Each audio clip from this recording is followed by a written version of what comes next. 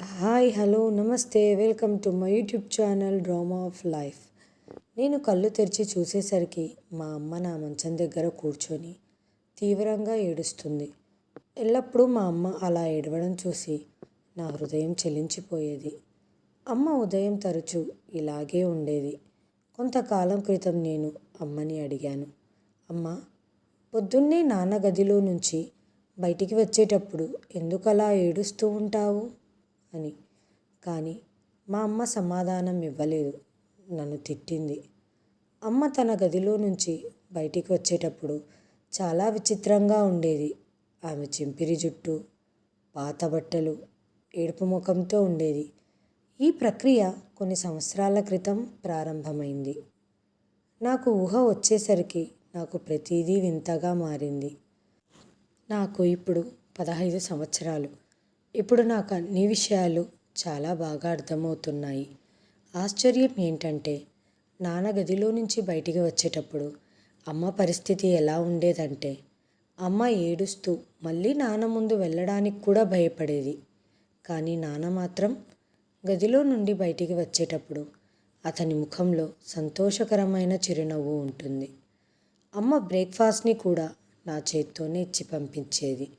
నాన్న గదిలో ఉంటే అమ్మ ఎప్పుడూ వంటగదిలోనే నిల్చొని ఏడ్చుకుంటూ ఉండేది. కొన్నిసార్లు అయితే బాత్రూంలో వెళ్ళి దాక్కునేది.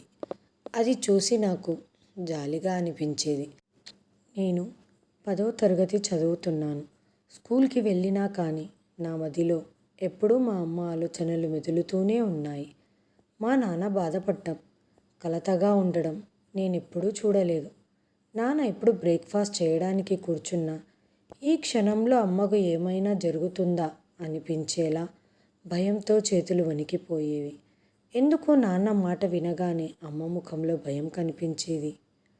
నేను చదువు మీద ధ్యాస పెట్టలేకపోతున్నాను. నా మనసంతా ఎప్పుడు ఇంటి చుట్టూ తిరుగుతూనే ఉండేది. నా మనసు కోరుకునేది నేను అమ్మని నాన్న గదికి వెళ్లకుండా చెయ్యాలి అని. నాన్న నా ముందు అమ్మతో చాలా ప్రేమగా ఉన్నట్లు కనిపించేవారు. ఇంట్లో ఉన్న వాతావరణం నన్ను ఎంతగానో ఇబ్బంది పెట్టింది. నేను హాఫ్ ఇయర్లీ ఎగ్జామ్లో చాలా ఘోరంగా ఫెయిల్ అయ్యాను. ఫలితం అమ్మా నాన్నలకు చెప్పలేదు. నేను ఇంటికి తిరిగి వచ్చేసరికి కుమార్ అంకుల్, అమ్మ క్లాస్మేట్ కూర్చొని ఉన్నారు. మధ్యాహ్నం మా ఇంటికి వచ్చారు. అమ్మ చిన్నప్పటి మంచి ఫ్రెండ్. అమ్మ చెబుతూ, చిన్నప్పుడు ఇద్దరం కలిసి ఆడుకునేవాళ్ళం. కుమార్ అంకుల్ దుబాయ్ వెళ్ళిపోయాడు. నాన్నతో అమ్మకు పెళ్ళై 16 సంవత్సరాలు కావస్తుంది. నేను వారికి ఒక్కతే కూతుర్ని. కిందటి సంవత్సరం వరకు అంతా బాగానే ఉందో లేకపోతే నేను చిన్నగా ఉన్నందుకు నాకు అర్థమయ్యేది కాదేమో. గత కొన్నాళ్ళుగా మా అమ్మ పరిస్థితి నాకు అర్థమవుతుంది. తెలిసిందేంటంటే, నా తండ్రి మంచి వ్యక్తి కాదు, దుర్మార్గుడు. మా అమ్మ కష్టాలకు అతనే కారణమని నా మనసులో నాన్న పట్ల శత్రుత్వం ఏర్పడింది. కుమార్ అంకుల్తో మా అమ్మ ఫ్రెండ్షిప్ చాలా బాగుండేది. సంవత్సరం ముందు అతను ఇండియాకి తిరిగి వచ్చాడు. అతను తరచూ అమ్మని కలవడానికి ఇంటికి వచ్చేవాడు. కానీ అమ్మకు అంకుల్ ఇంటికి రావడం ఇష్టం లేదు. అతను తిరిగి వెళ్ళిపోయాక అమ్మ నాతో చెప్పేది, కుమార్ తరచూ ఇంటికి వస్తున్నాడని. నాన్నకు తెలిస్తే ఊరుకోరు, పెద్ద గొడవే చేస్తారు. నేను అమ్మని ఓదారుస్తూ, నాన్నకెలా తెలుస్తుంది? నాన్న ఉదయం జాబ్కి వెళ్ళి మళ్ళీ తిరిగి సాయంత్రం ఇంటికి వస్తారు. నాకైతే కుమార్ అంకుల్ చాలా మంచివారిలాగా కనిపించేది. నా కోసం కూడా చాలా బొమ్మలు తీసుకొని వచ్చేవారు. నాన్నగారి జీతం చాలా తక్కువ. ఇంట్లో జరగడం కూడా చాలా కష్టంగా అయ్యేది. రాత్రి నేను అమ్మ నా గదిలో పడుకొని ఉన్నాం. నేను కళ్ళు మూసుకొని నిద్రపోయినట్లుగా నటిస్తున్నాను. కొంతసేపటికి నాన్న నా రూంలోకి వచ్చారు. అమ్మను తనతో పాటు రమ్మని పిలిచారు. కానీ అమ్మ రావడానికి నిరాకరించింది. నేను కళ్ళు తెరవకుండా అలాగే వింటున్నాను. నాన్న మమ్మీతో ఏమంటారో అని. అనామిక, నేను మిమ్మల్ని అస్సలు ఇబ్బంది పెట్టనని వాగ్దానం ఇస్తున్నాను అంటూ ప్రేమగా అన్నారు. నాకు మీతో రావాలని లేదు. మీరు ఎప్పుడూ ఇలాగే అంటారు. మమ్మీ ఇంకోసారి నిరాకరించింది. నాన్న బలవంతంగా అమ్మ చేయి పట్టుకొని తీసుకొని పోయాడు. నాకు టెన్షన్ మొదలైంది. ఉదయం చూసేసరికి అమ్మ జుట్టంతా చెదిరిపోయి, భుజం మీద బ్లౌజ్ చినిగిపోయి, ఒంటి మీద కొన్ని బెల్టు గుర్తులు చూసి నేను షాక్ అయ్యాను. నేను గమనించడం చూసి అమ్మ త్వరగా చీర కొంగుని భుజంపై కప్పుకుంది. అమ్మ ఉదయం నుంచి మంచి బట్టలు వేసుకొని ఉంది. మరి విచిత్రంగా ఇప్పుడు అమ్మ బట్టలు ఎందుకు చినిగిపోయాయి, బెల్టు దెబ్బలు ఎలా వచ్చాయి అని నేను ఆలోచిస్తుండగా నాకు అమ్మ ఏడుపు మాత్రమే వినిపిస్తూ ఉంది. పొద్దున్నే నాన్న బాగా తయారై రూమ్లో నుంచి బయటికి వచ్చేశారు. నాన్న జీతం చాలా తక్కువ ఉన్నప్పటికీ సంతోషంగా నవ్వుతూ పెద్ద మనిషిలా దుస్తులు ధరించి వెళ్ళేవారు. నాన్నను చూస్తుంటే నాకు అసహ్యంగా అనిపించేది.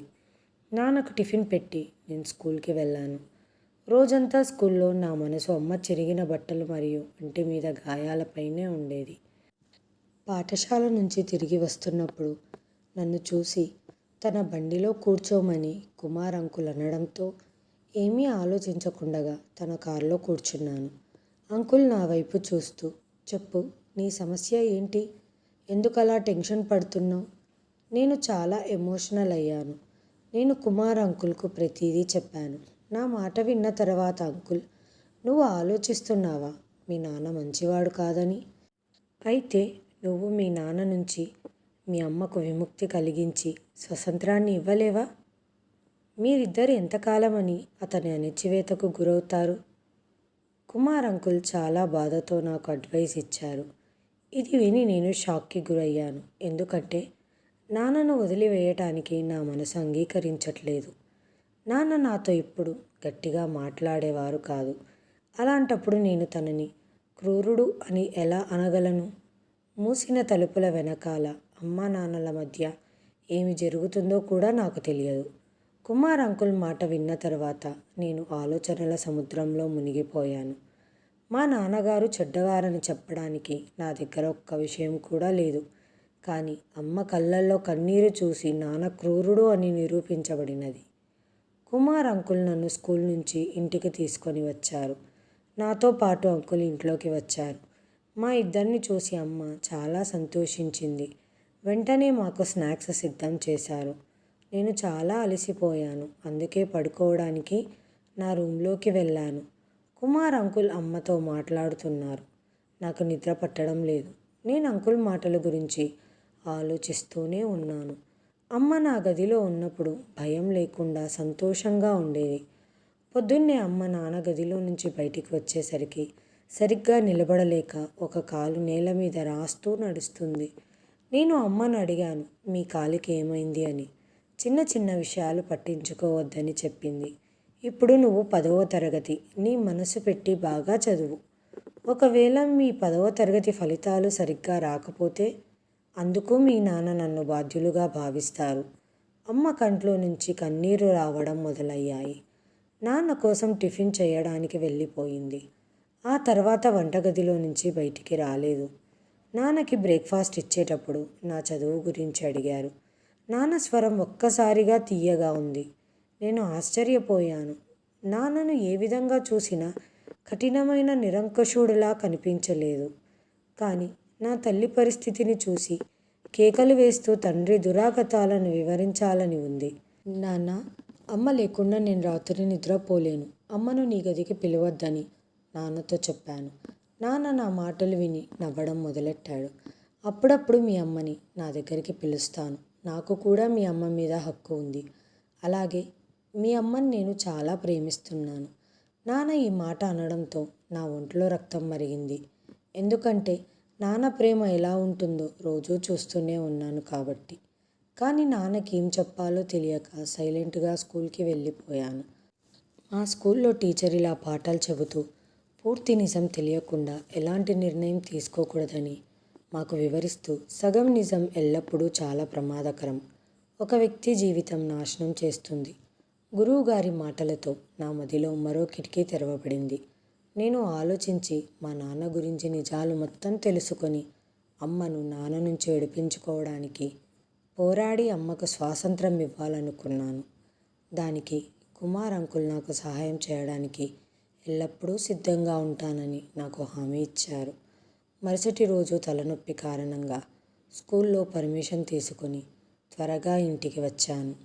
అప్పుడే నాన్న రూమ్లో అమ్మతో మాట్లాడడం విన్నాను. ఈరోజు అనామిక స్వయంగా నా గదికి రావడం నా అదృష్టం అంటూ చెబుతూ సంతోషంగా అమ్మ చేయి పట్టుకొని తన పక్కన కూర్చోబెట్టుకున్నాడు. నాన్న చాలా ప్రేమగా చెప్పడం మొదలెట్టాడు. అనామిక, మన కూతురు ఎదుగుతుందని చెప్పి మీరు ఇప్పటికే చాలా దూరంగా ఉంటున్నారు.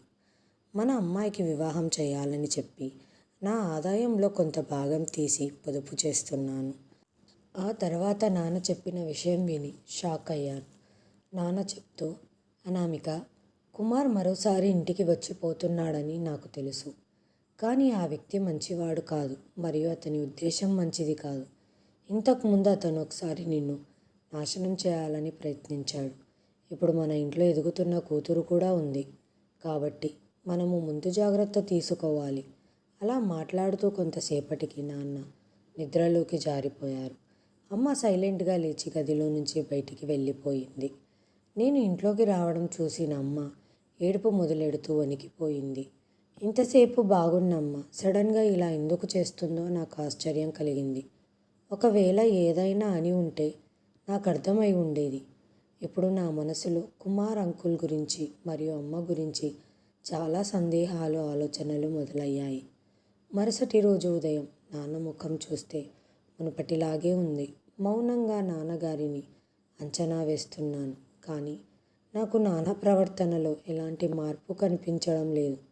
నేను స్కూల్ నుంచి ఇంటికి వచ్చేసరికి కుమార్ అంకుల్ బండి బయట పార్క్ చేసి ఉంది. ఎప్పుడు దూరం నుంచి నమస్కారం చేసి ఇంట్లోకి వెళ్ళిపోయేదాన్ని. కానీ ఈరోజు నేను దొంగలాగా నిశ్శబ్దంగా ఇంట్లోకి ప్రవేశించాను. అమ్మ, అంకుల్ కలిసి హాల్లో కూర్చొని మాట్లాడుకుంటున్నారు. నేను వచ్చినట్టు వారికి తెలియదు. నేను ఏదైతే నా చెవులతో విన్నానో అది విని నేను షాక్ అయ్యాను. నేను కూడా ఊహించలేకపోయాను ఏం జరిగిందో. నిజం చాలా భయంకరంగా ఉంది. నా కూతురి హృదయంలో నేను తన తండ్రిపై పూర్తి ద్వేషాన్ని పెంచాను అని మమ్మీ నవ్వుతూ కుమార్ అంకుల్కి చెబుతుంది. ఇప్పుడు నా కూతురు తన తండ్రికి వ్యతిరేకంగా నిలబడే రోజు ఎంతో దూరంలో లేదు. నా భర్త నన్ను ఈ బంధంలో బలవంతంగా ఉంచాడు. కానీ ఇప్పుడు నాకు స్వేచ్ఛ కావాలి. అతను నన్ను గదిలోకి తీసుకెళ్ళి నాతో మాట్లాడుతూ నిద్రపోతాడు. కానీ నేను బయటికి రాగానే నా రూపురేఖలను నేనే పాడు చేసుకునేదాన్ని. నా కూతురికి తన తండ్రి నన్ను బాగా హింసిస్తున్నట్లు తన హృదయంలో లోతుగా నాటాను. తన తండ్రి నన్ను బెదిరింపులకు గురి చేస్తున్నాడని తేలిపోయింది. ఒకరోజు నా బ్లౌజ్ కూడా చించుకున్నాను. అలాగే ఒంటి మీద బెల్ట్ గాయాలను కూడా పెట్టుకున్నాను మరియు జుట్టు కూడా పాడు చేసుకునేదాన్ని. నేను కోరుకునేది ఏంటంటే నా భర్తతో విడిపోవడం గురించి మాట్లాడేటప్పుడు నా కూతురు నాకు కవచం కావాలి. నా కూతురు అంటే నాకు ప్రాణం. నా కూతుర్ని వదిలేసి ఆ ఇంటిని విడిచిపెట్టి రాలేను. నా కూతురు నా అమాయకత్వాన్ని మరియు తన తండ్రి దౌర్జన్యాన్ని ఈ ప్రపంచానికి చూపుతుంది. ఆమె తన తండ్రి దురాగతాల గురించి చెబుతుంది. అప్పుడు నేను నా కూతుర్ని తీసుకొని మీ జీవితంలో ప్రవేశిస్తాము. కుమార్ అంకుల్ నవ్వడం మొదలెట్టాడు. అవును, నేను కూడా నీ కూతురికి చెప్పాను నీకు సహాయం అవసరమైనప్పుడల్లా వస్తాను అని. అమ్మ కుమార్ అంకుల్తో ఇంతకు ముందులాగా నాకు నమ్మక ద్రోహం చేయొద్దని కుమార్ అంకుల్కు చెప్పడం మొదలెట్టింది. ఇంతకుముందు కూడా నువ్వు ఒకసారి నన్ను మధ్యలో వదిలేసి వెళ్ళావు. ఆ సమయంలో నా భర్త నన్ను క్షమించాడు. కుమార్ అంకుల్ అమ్మ చేయి పట్టుకొని ఇలా చెప్పారు.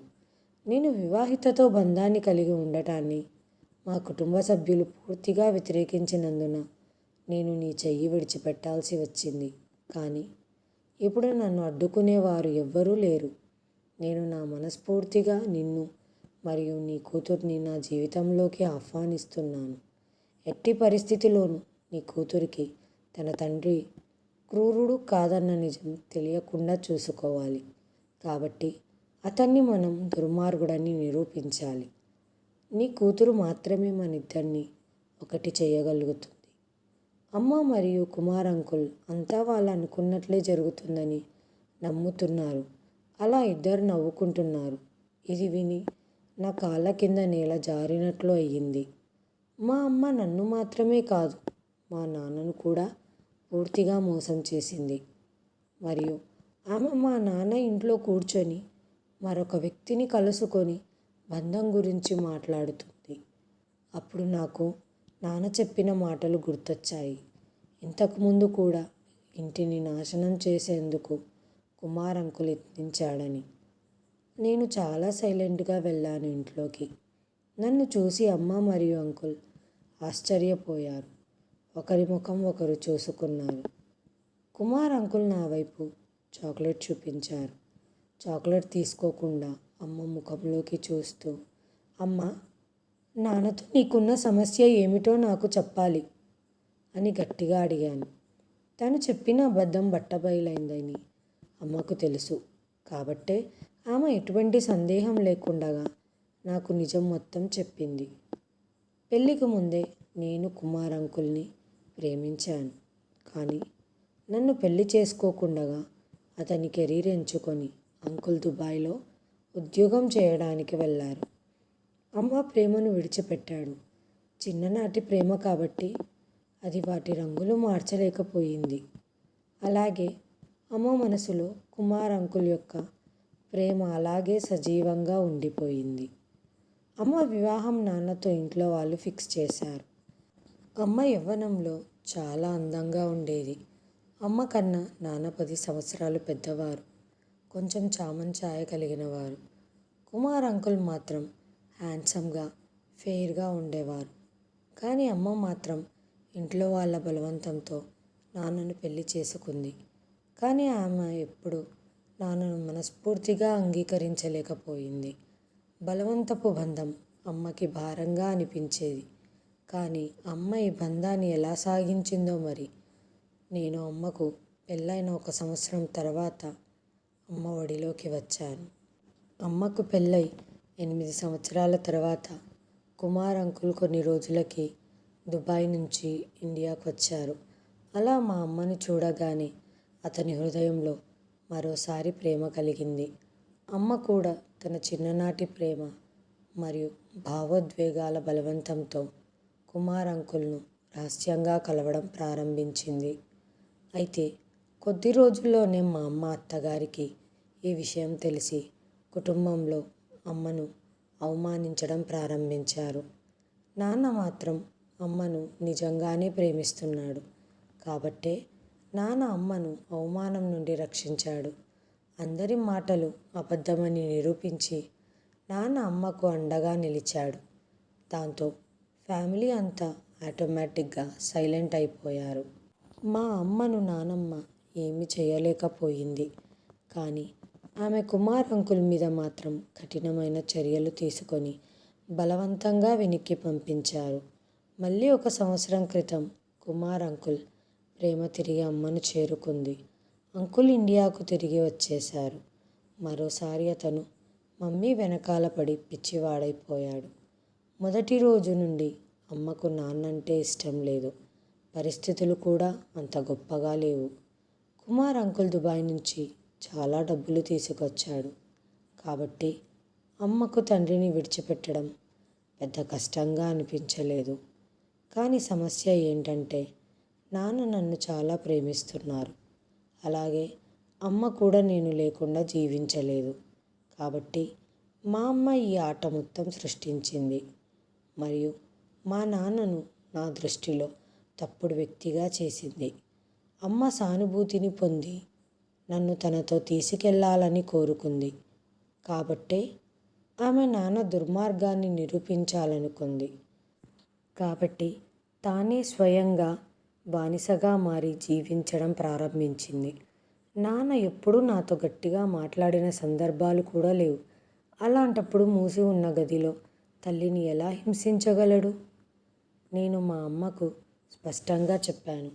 మీరు కుమార్ అంకుల్తో పాటు వెళ్ళాలనుకుంటే వెళ్ళవచ్చు. కానీ నేను నా తండ్రిని విడిచిపెట్టి రాలేను. ఇప్పటికే కుమార్ అంకుల్ అమ్మని 2 సార్లు విడిచిపెట్టారు. అయినా అమ్మ ఎలాగో 3వసారి అతని కోసం ఎదురు చూస్తూనే ఉంది. ఈరోజు మొదటిసారిగా కుమార్ అంకుల్ దృష్టిలో నాకు ఒక కోరిక కనిపించింది.